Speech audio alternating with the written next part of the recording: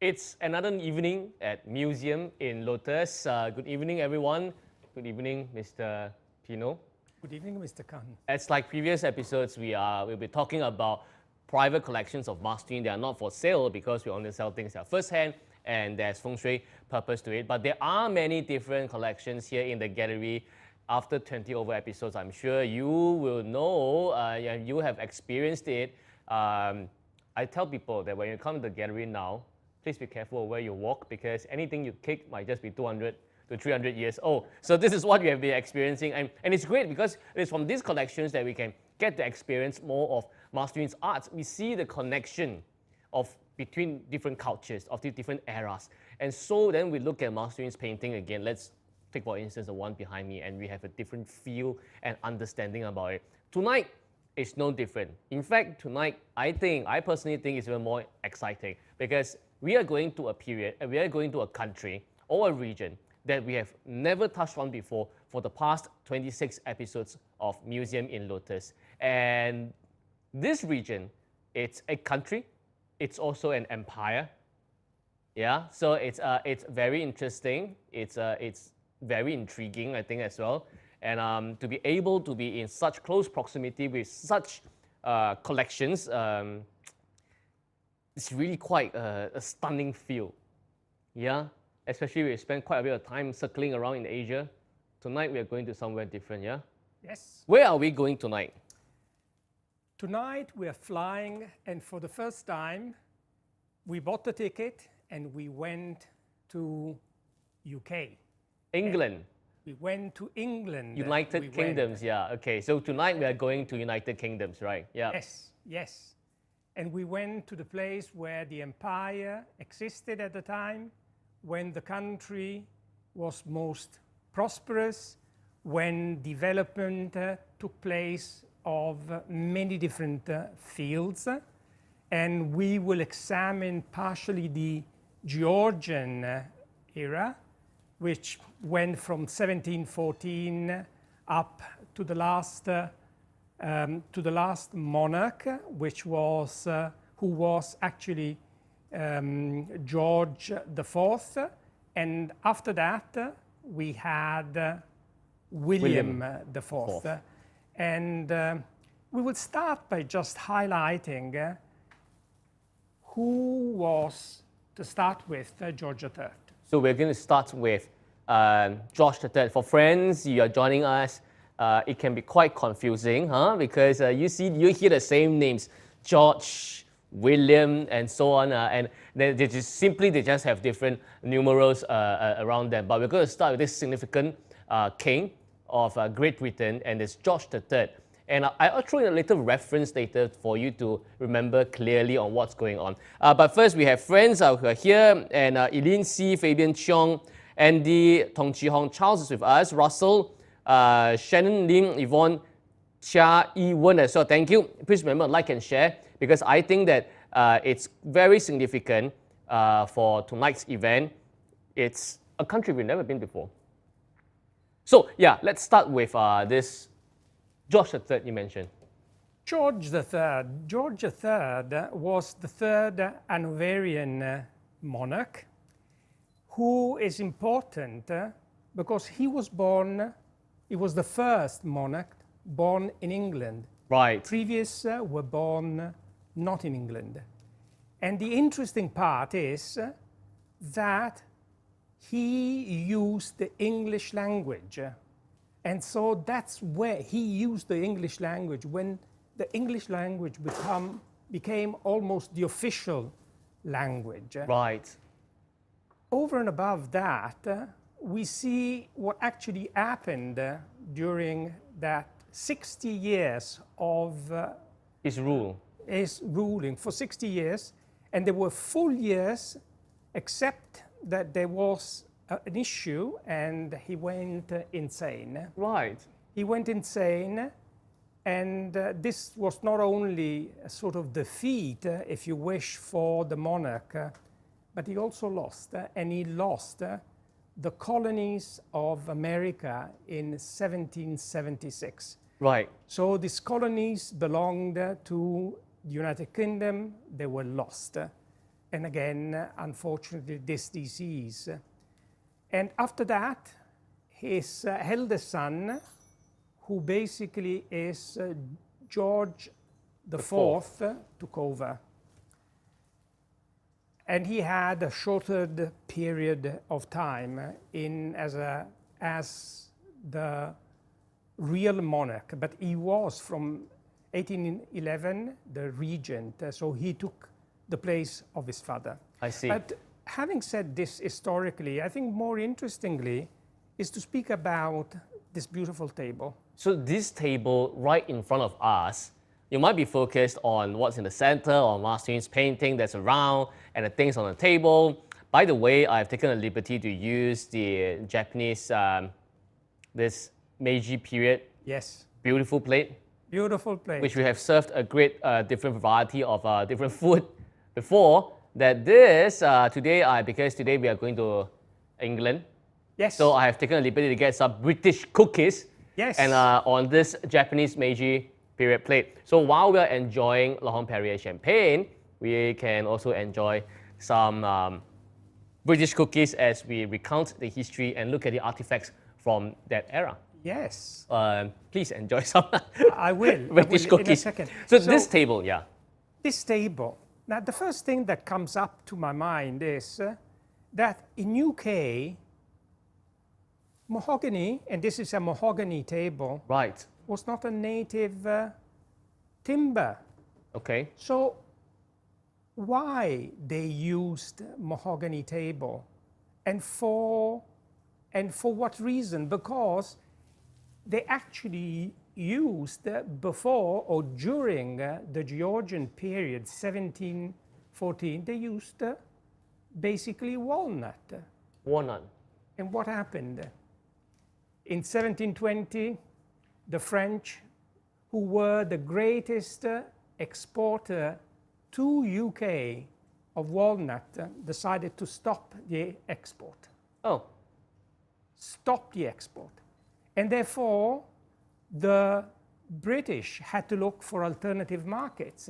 Right. And because they had their presence established in Central America and the Caribbeans, where mahogany was very popular, abundant, they started to import this timber. And the reason why they imported this timber, because the quality that this timber has are much superior to walnut. I will just illustrate few qualities. Okay. First of all, we said abundant. Yes. Then they used to have much larger pieces than the walnut, but great strength of the wood. Yes. Extremely solid, no woodworms, and resistant to water. Right. So when the cabinet maker started to have this wonderful wood, they started to only or almost only utilize this mahogany.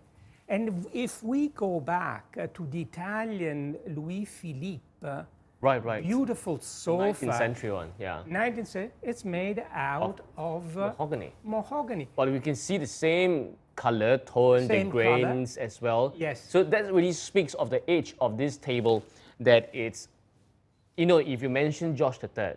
Yes. So we are really talking about this table coming from the age that might be as old as America itself, which is like 200 over years, plus 200 minus, over years. give or take. Absolutely. So this table in front of us, and you know, after 200 over years, there are obviously signs that it has been used, but as you mentioned, very sturdy and solid. And difficult also to scratch because of the solidity. Right. Now, when you look at a table like this, my first thought is, where does this table come from?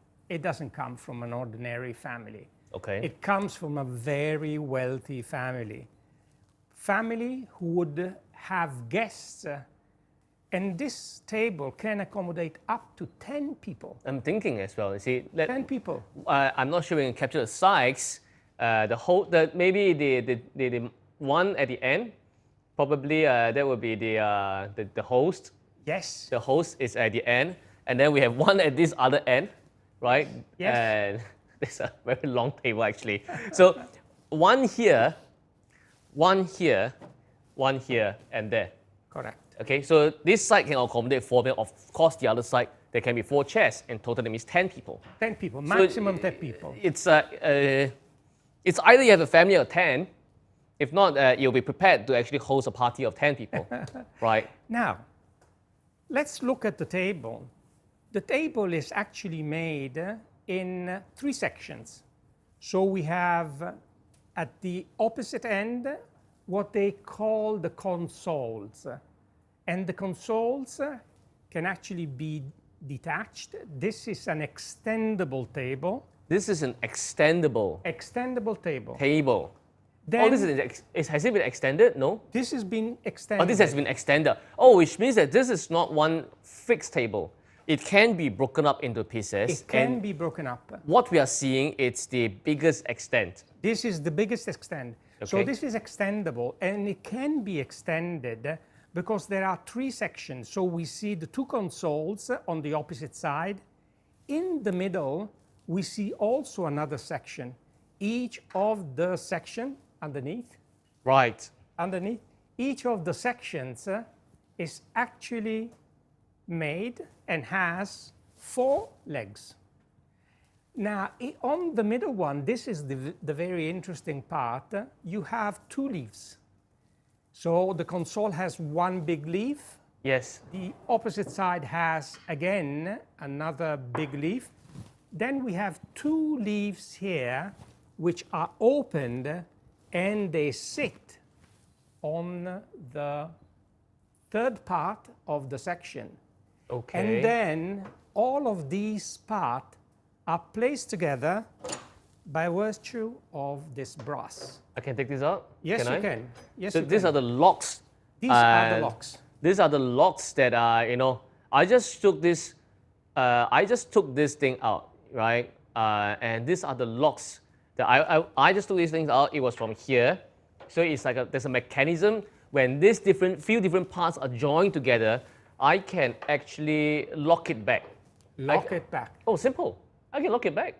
Of course. And this was done 200 to 300 years ago. This was done 200 years ago. Back then, they already had the imagination to create a flexible table. The engineering, I mean, very, very simple. You have the 3 section, you have the 2 leaves.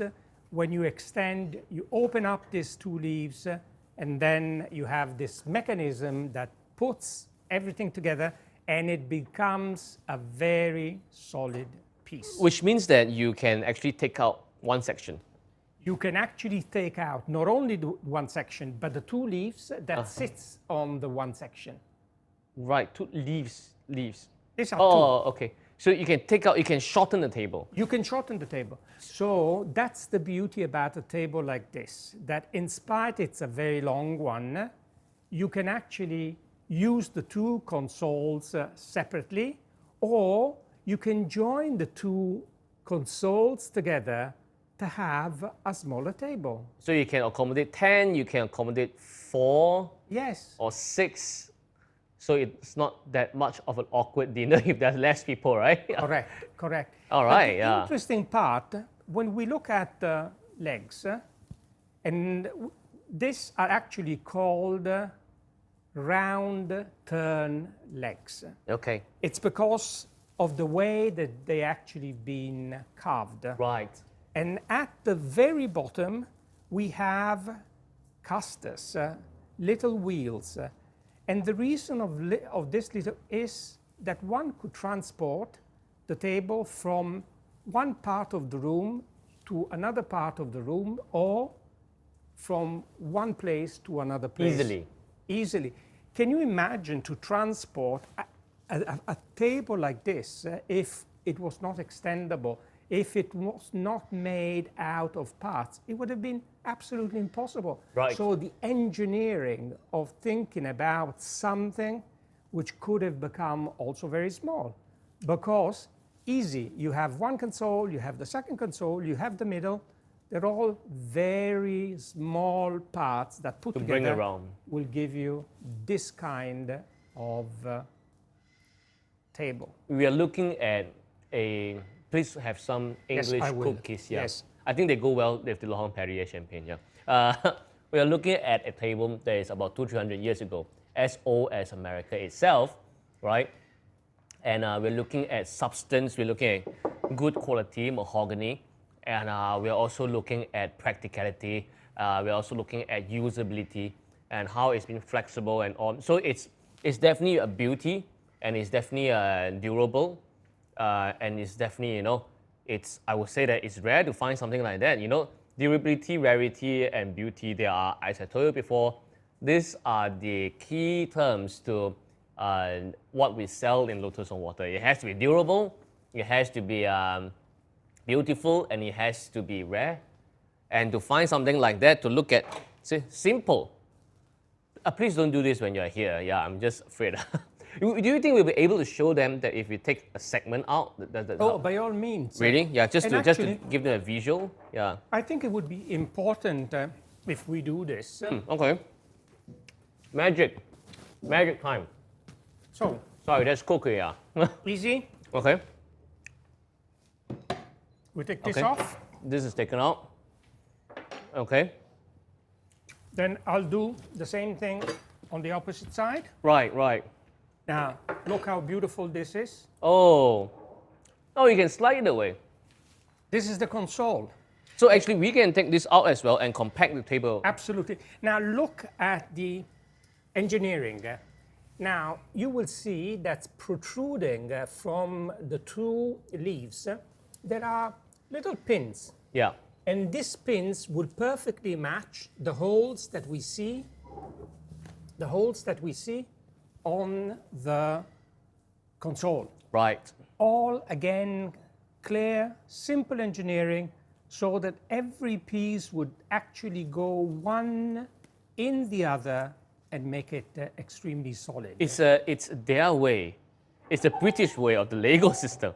It's the British way. Now look how simple this is. And we just have to Spot it in. spot it in. Absolutely. No, this is from the other Oh, side. this is on the other side. Okay. That is it. There's that, right? Correct. And I do the same. Yeah.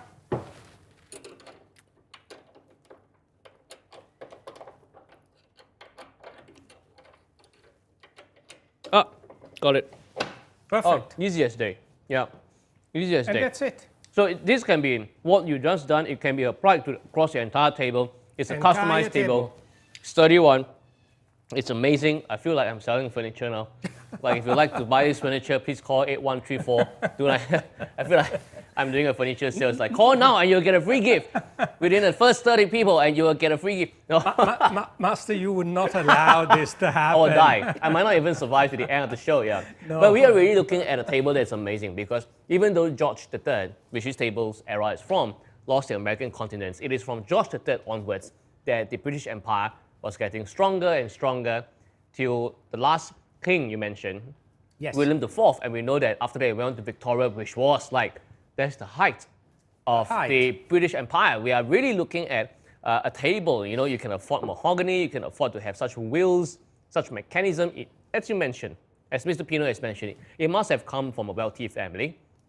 They would like to move this table from room to room, take care of different guests and so on. Yeah, flexible. And, you know, I really like this whole thing. And we are looking at an artifact that actually signifies the rise of an entire empire. It's stunning. It's great, yeah. And imagine, and I like to imagine with you, Yep. where was this placed? Definitely in an important house. And imagine what was around this table, the chairs, and we will touch on 2 of the 8 chairs that belong to this table. Okay. And I just think about the lights. Yeah. I Chandelier. think the chandelier. Yeah. I think about the way it was set up, this table with beautiful ware and silverware. Silverware. And butlers serving the guests. And the entire conversation that actually went around this table.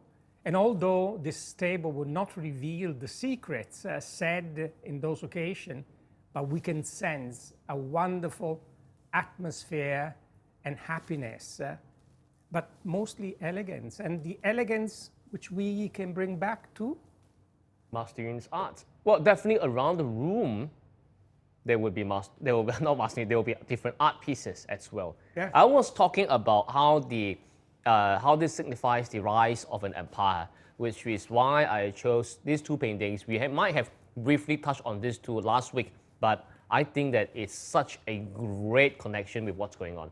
Because by the time it was Victorian time, which is like, a few monarchs away, from George III all the way beyond Victoria, it's a rise of an empire. And just this painting behind me, I really like it because just this painting behind me, you might have seen it before. We call it the Mountain of Gems. As I said, that this painting, this peacock, it looks very powerful.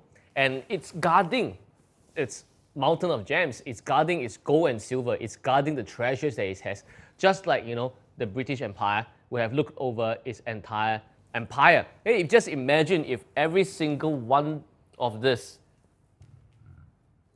eyes on the peacock feathers, they belong to dots on the map. That's the British Empire. countries. So this is really good for you if you are looking to expand on your empire and to actually, this is really stunning. I mean, look at this. Does it not give you the royal feel? The feel that it's a very royal and regal peacock and guarding over the entire empire. I mean, this gives me the absolute feel. It feels like something that the kings and the queens of the richer families of that time would have in their house. It might be at a fireplace. And if you ask about imagine, though the table will not reveal the secrets, but the time we can guess. Let's imagine this table in a wonderful place. There's a fireplace, and usually above those fireplaces there would be the paintings, the portraits of the master and the mistress of the house. Am I right? Absolutely, yes. And you would have imagined, how would they have their portraits painted? How would it have been like? I mean, there are a few forms. It's either they'll be sitting, or if not, they'll be standing like a gentleman, maybe holding a walking stick or something like that. It looks like this. With that vigor and with that domineering posture, looking over the entire table. This is the one. So if you're a boss, and let's say you want to build an empire, I think this is really one to go for. Wealth. Yeah, and I as I mentioned last week, because we're talking about Ming Dynasty, that this is the one that is with yellow background. One of the last three that has, which is what I like about it. It's something. And you were also thinking that what might be conversed on these tables. Because if the age is 1700s or 1800s, which was the time when Adam Smith was around, right? Yes. It was the time of like British Enlightenment. That's why the society went faster and faster, and it went up. I'm sure if it was friends or family were talking around the table, they'll be talking about things of enlightenment. They'll be talking about, so how's your expedition to Southeast Asia? Yes. How's your business dealings with India? And we must remember that it was during this period that Singapore became a colony of the British Empire in 1819. 1819. Yeah. So probably it's like how's your dealings with the Malay archipelago, that kind of thing. During George III. Yes, and monarchy. George IV, William IV, this period, this table has survived and has experienced those times. It was those times when the British Empire was expanding, and it was those times that the Southeast Asia region was under the British rule as well. So it's quite significant. Come to think of it, that this belonging to Singapore's former colonial master is now back in Singapore.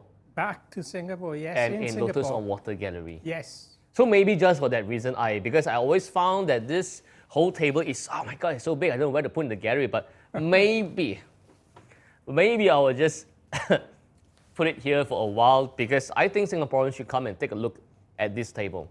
It was when this table was around that Singapore became a colony of the Great Britain. And today it's back under the possession of Master Yun.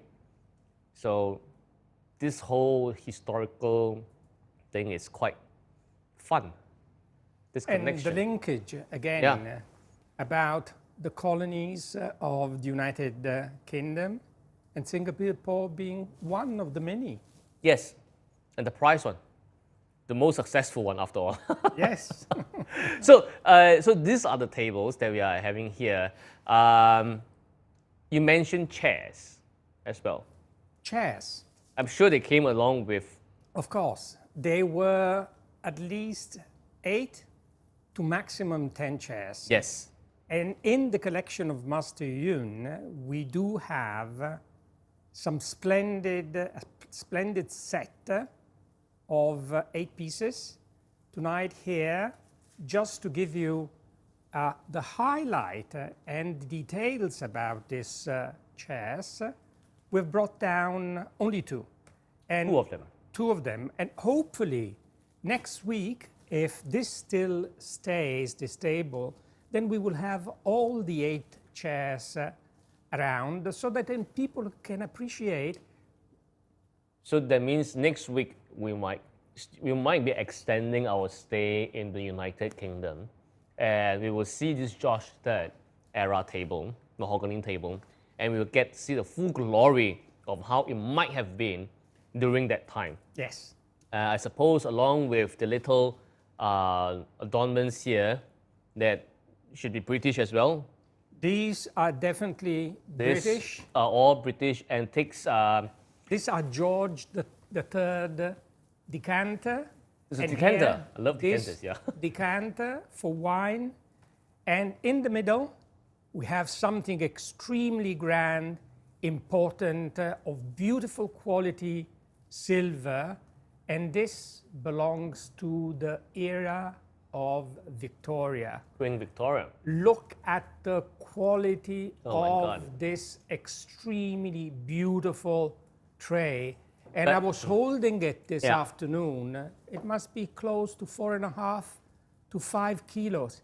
Imagine the butler who had to serve holding this wonderful tray. Amazing. Just simply amazing. And if you see the carving, but may I just suggest that we possibly touch on this tray next week? We are going to come back, extend our stay in the United Kingdom next week. We might be able to see a full set using this mahogany table and how it might have manifested back then 200-300 years ago, along with the decanters, along with this Victorian tray. So you must watch tonight and next week to get the full UK experience. We were talking about chairs. Okay, we'll talk about chairs, and I'm going to do something which is not appropriate, but allow me to do it. I will do it in a very delicate manner. Oh, okay. And I would put the chairs on the table. Right. Would you So, need me to put this on the table? yes, why Okay. not? Okay, And the reason gently. why I'm doing this, and I'm not supposed to do it, is just to give you the best possible view and details about this chairs. This one as well. This one as well. the As you can see, this is part of a set of 8 pieces. 2 of them are the armchairs, and you can actually see where you can rest your arm. And these are actually placed. At the ends, I At the suppose. 2 ends, and you can have either the people giving the party or basically organizing the dinner, or you can have the most important guests. Sometimes it would also happen. Now, when you look at this wonderful chairs, first of all, we have to ask ourselves, what is the period? Interestingly, the period is slightly after the Josh III. the George III. These are William IV. And between George III and William IV, there was George IV. Okay. So that's a little bit of a confusion. George III, George IV, fourth, William William IV. IV. And this is William IV. Right. And actually, William IV basically reigned England in between 1830 to 1837. Right. Now, these chairs, if one wants to define them as a style, they're Regency style. And the Regency style basically encompasses all the Georgian period. So George the First, the Second, the Third, George the Fourth, and after that, William the Fourth. After that, the Regency style finished. What was typical and what was important about the Regency? The Regency was a time when the aristocratic and extremely rich people wanted to have in their luxurious homes pieces which inspired in the ancient civilization. Ancient civilization. So in other words, they referred to a particular chair which still exists, and that is a chair which dates back to the 5th century before Christ, and that is a Greek chair, which is absolutely amazing, beautiful, elegant. And when we look at this chair and we compare to the chair that I've just mentioned, Greek chair of the 5th century before, there's a lot of analogies, a lot. Look at the elegance. Look at the structure of the chair. Now, let's describe it. First of all, look at the feet. And the front feet are different from the back feet. Right. The front feet basically is rounded, shaped, okay? And when we look instead at the back, they actually call them saber style. Right, like a saber. Like a saber. Like a saber. Like a sword. This is exactly what it is. Same here as well, yeah. Exactly, exactly. These are all the same. Right. The difference is basically in The this arms, yeah. So you have this fluted element here that meets what you see, the acanthus. Right. And the acanthus is a typical tree that would flower, and you would see it during the Roman Empire.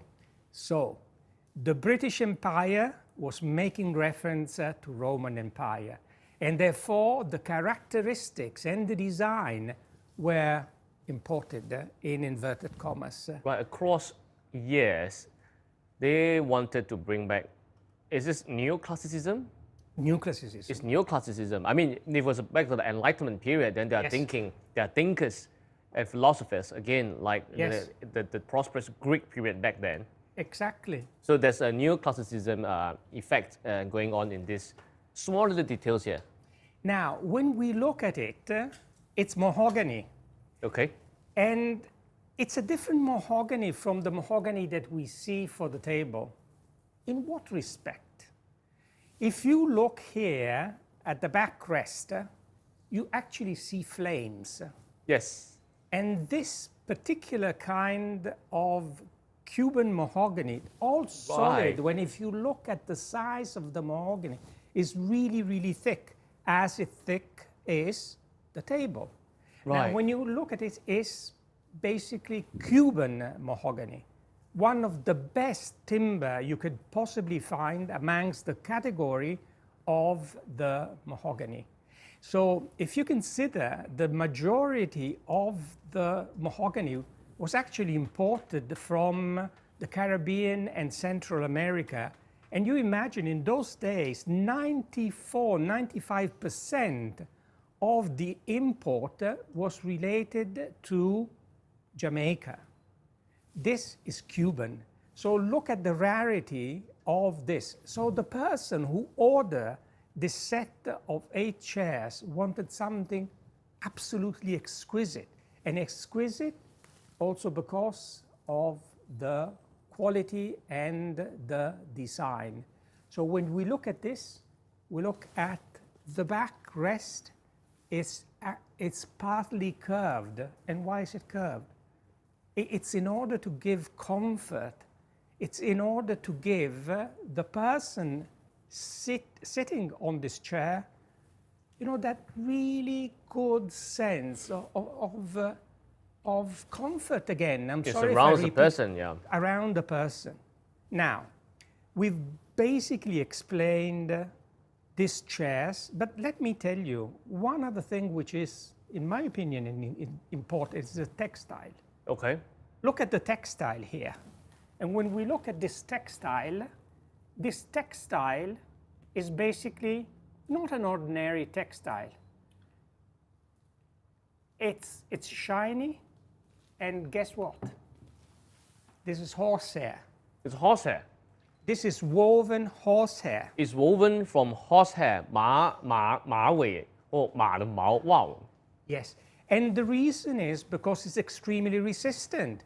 I mean, Right. any ordinary kind of textile, after 10 years, 20 years Would have of being given way. used, it would have gone. It's not the original one, this one. Right. But what it was done, that even the design, if you look at the design and you go back to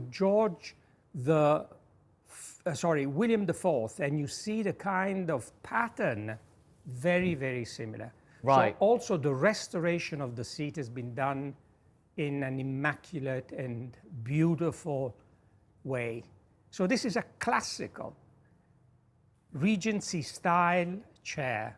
So there's a little difference in terms of the period, but we're talking about... But they sort of belong to the same period. Different belong. monarchs. But from the George III to William IV, that period before Victoria, was the rising of this British Empire Yes. to unimaginable heights and extent. And we are seeing furnitures that people have sat on and discussed matter of great international importance. Perhaps they have discussed about their expedition to Singapore on this chest. And who can rule that out? Absolutely not. Right. Not right. So we're talking about elegance, we're talking about refinement, we're talking about best possible quality. And United Kingdom at the time, because of the colonies, had an extreme wealth. And therefore, the aristocratic and the merchants of a higher level would only have wanted for their beautiful manners, Yes. the best that you can possibly find, getting inspiration from museums, and within the museums to the ancient civilization. Again, they connected themselves, if you wish, to the Roman Empire, and even went beyond in many ways. I see. I see. Shall we bring these chairs down? Yes. So we are looking at a set, you know, there are supposed to be more of this, but tonight we're just showing this couple of chairs. Next week, we're going to extend our hotel stay in England. They will bring out the full set, hopefully, and address the small little decanters and all this. We will be able to relieve the full experience of how they were done, right? Let me just bring this down. Okay. And that would be amazing because, yes, we do see a nice table. Yes, we do see 2 of the 8 chairs. But imagine if we were able to say the entire set and with whatever other element it would be on a table like this. Right. And the ware, the silverware, and the chinaware, and all the rest. Please. Thank you. But they're speaking British accent, right? No? Yeah? Right. Yeah. Sorry. Well, we were talking about the empires, and I think it was really a period in time, as I said, that it was a growing empire. I was born in Hong Kong. I was born in Hong Kong. Right. Yeah. Do you know that? No, you didn't. You know tell that? me. Yeah. No. Okay. But before we talk about this, I think we should choose the winners of last week's lucky draw. Yes. Because at the end of tonight's session, we're going to talk about this whole thing again. We're going to ask the questions again, right? So please choose three. Oh, okay. 1. And Yvonne Tan, number 1. All right. Second one would be chosen by Mr. Pino himself. Betsy Yo, Wow, Didn't come congratulations, online that often, Betsy. but congratulations. Yvonne Tan, Betsy Yo, and okay, let's take a look. Final one from last week answering the Ming Dynasty questions, Xia Jimhua. Right. Jim, thank you. Congratulations. To all three winners. Congratulations. We will definitely be asking ourselves questions for tonight's museum in Lotus at the end of the session. But I was saying that actually I was born in Hong Kong, so I came we migrated to Singapore in 1991. From one British colony to a former British colony, and there was always a saying, I'm not saying in Cantonese or Chinese about how great the British Empire was or is. Yeah, we call it in Chinese we call it 日不落帝国. That means that the empire where the sun never sets. Okay. Is that this saying? Yeah, I think there's this saying back then that the British Empire at its height, from George III all the way to William IV to Victoria times, is an empire that the sun never sets. And do you know why? Because it was wide, Yeah. and in every part of the world, there was definitely one of Correct. the colonies. So it was the time when the sun will never set on the British Empire, because if it's evening there, somewhere it's going to be morning soon. Yes. So it was pretty much everywhere. In fact, 85% of the landmass was under Great Britain's rule. So that was the extent of the British Empire, and what we are experiencing today was the gradual rise all the way to the Victorian times. I suppose we will touch on the Victorian times more next week. So that's stunning, which is why the painting behind you is extremely important. First, do you see what's on the painting?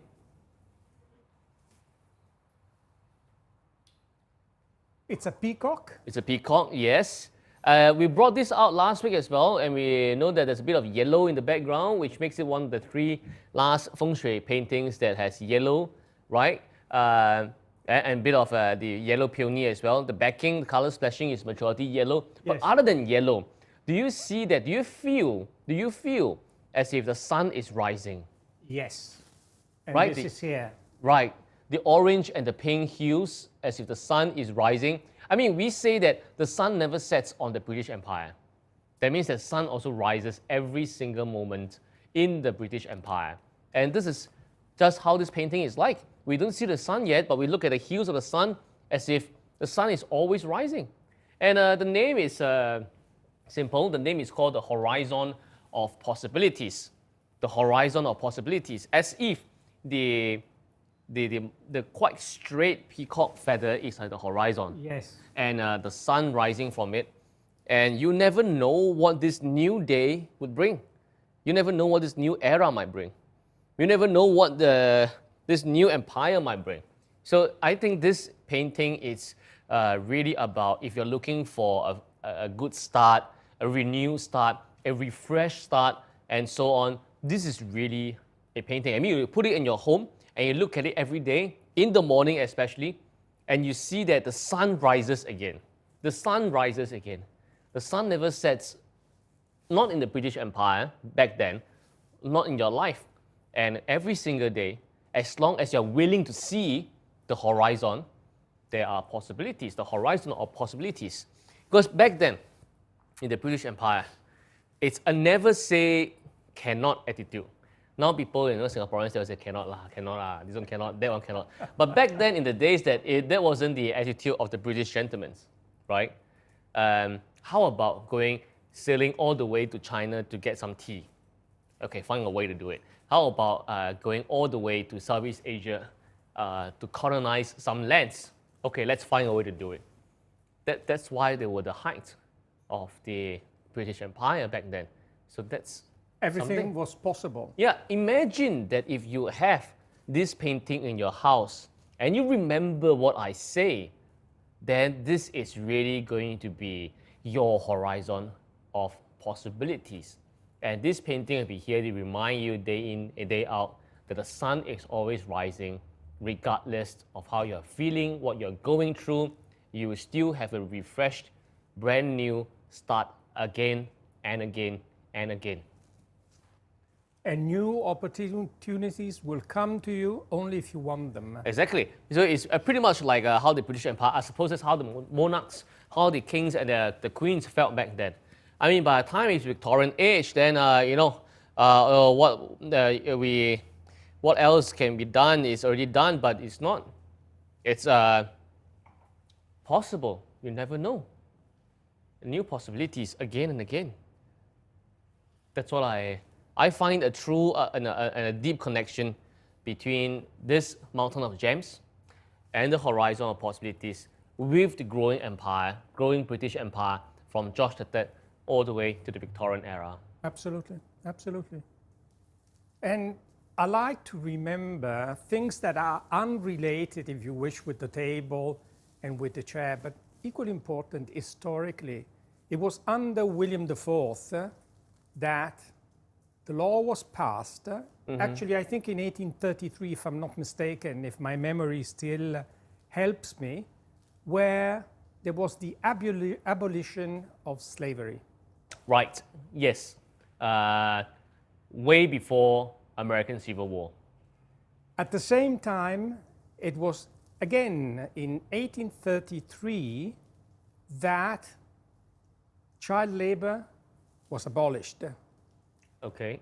And during the same year, there was also another act that saw the working hours in an industry to be reduced to a certain amount of hours. So look how this wonderful human being and monarch not only thought about expanding the size colonies, of the empire, but also thinking about people as such. He was a workaholic, I've read, and an extremely intelligent human being, and he would work very, very hard in whatever he had to do. Right. Beautiful attitude, I believe. Beautiful. Right. So we'll see if we can accommodate this table in the gallery because really huge. You can sit 10 people. But I think it's really a close connection to the paintings of Master Yun, to Singapore, and you should really come and check it out from Thursday onwards. And do you know that also today, I don't know why, is it always quite significant when I do Museum in Lotus with you? Today is actually a 3rd anniversary of Master Yun's first overseas art exhibition in Europe, right? Previously, we talked about the first ever public art exhibition in Ion Orchard, Singapore. Yes. Today, 3 years ago, on this very day, we were in the Netherlands. Oh, in the Netherlands? Yes, and that was the first Europe art exhibition. How wonderful. Significant. Some of the paintings that were from Bangkok also went to the Netherlands to be exhibited. So if you're looking to collect a great series, a memorable series, I will tell you that behind both of us, these two paintings are really definitely paintings to catch. And it will definitely remind you to have an empire like a mountain of gems. It will also remind you that every single day there's a new possibility, just like the horizon of possibilities. It's a must-have. Beautiful. Right? Very nice. Extremely beautiful. Okay, so we would have to ask our questions. We have a friend here. Julie says that those looking for new opportunities would consider this piece, Horizon of Possibilities. That's great. We have a friend, another friend here that you are familiar, Ashley. Yes. Says hello to both of Hi, us. Ashley. And do you know where is Ashley now? No, I don't. She's in London. Wow, fantastic. Yeah, she's in England now. So thanks for watching live over in England. And coincidentally, we are talking about England as well, United Kingdom as well. This table is from George III period. The chairs we talked about at about William IV. Anyway, it's about the rising of the British Empire. So, hi Ashley, in London. We are talking about London now. We're talking about England as well. So what a coincidence. Yeah, what a terrible coincidence. Right, so we have questions to ask for tonight's episode. Let's see. What should we ask? Let's see. Right, we know that today we are at a very different region. The timing, we know that it's about as old as America itself. I just want to say it's very simple. It's like these antiques that we talked about, okay? This mahogany table and the chairs, what country were they from? Simple, yeah. It's a good question. It's a good question because we have never touched on this country before. What country are the antiques that we talk about today from? The table and the chairs, where are they from? Good question. Yeah. So Laura just came in. Laura just came in just nice for a lucky draw question, huh? So Xia Jimhua is back with us again. The question is very simple. The furnitures that we talked about today, what countries were they from? They are as old as America itself, and they signify the rise of world superpower back then. So when you know the answer, put it into the comments. There are a few ways to address this country, huh? But I think we will just accept all of them. We'll accept everything. Yeah. Yes, yes. So let us know in the comments. It's a simple question, okay? It has tight relationship, long historical relationship with Singapore, this place. Where are this furniture from? This mahogany table, this mahogany chairs as well. We know that actually this table could take about a set of 10 chairs for a good party. It can, without any doubts. So there are various ways to address this place, which is fine. You can address the country, you can address the empire, or you can address just the 3 states, which have a different name as well. Right, so there you have it. Yeah, and since that tonight, as I mentioned just now, it's the... Do you know that actually Holland, Netherlands, yes, has a tight relationship with England? In what sense? Number one, they were all Protestant countries. Oh, yes. Right? We talked about the age today as George III, which is as old as America itself. And that was the time when Adam Smith, when James Watson, you should know, right? I mean, he's the guy who did the steam engine thing. In the age of industrialization, that's why UK moved so fast. And before that, in the period of 1600s to the crossing of 1700s, there was a king in UK that's called William III, or some of them call him William the Orange. Mm-hmm. Mm-hmm. He's Dutch. Because back at that time, there was a dispute in the lineage to the monarch of who should be the king in England. Mm-hmm. So they got a distant relative who was then in Holland, Netherlands, and they got him to be the king, and he was William III. Right. So Protestant countries, both of them fought Spain before together and so on. Netherlands and England are tight brothers in faith and culture. I didn't know that. Yeah, so I think coincidentally today that we are the 3rd year anniversary to Master's first Europe art exhibition, which happened in the Netherlands. Anyway, it happened in Amersfoort, Marienhof. It was a 500 years old cathedral or monastery. Yeah, so it's great. Yeah, it's amazing. We can review when we end this tonight's session. I think we have prepared the footage for you to enjoy, which was a featured video on what happened 3 years ago on that day in Marienhof, Amersfoort. Thank you very much. Next week we will continue with our museum in Lotus about England. Hopefully, I can't wait to see the full set and how it's being used with the full set of chairs and so on, and all the furnishing, all the plating. That will be stunning. But before that, to end tonight with a bang, we're going to take a look at what happened in the Netherlands 3 years ago for Mark Stevens' first ever art exhibition in Europe. See you next week. Cheers. Thank you. Let's cheers.